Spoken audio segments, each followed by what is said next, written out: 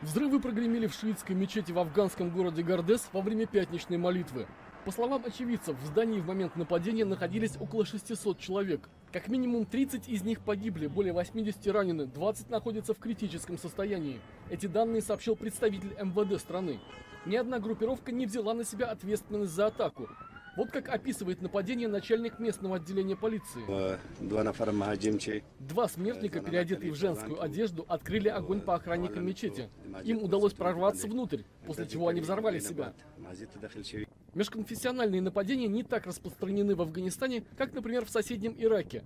Однако в последние годы атаки на шиитское меньшинство со стороны радикально настроенных суннитских группировок значительно участились. Точных данных по числу афганцев, исповедующих шиитское направление ислама, не существует.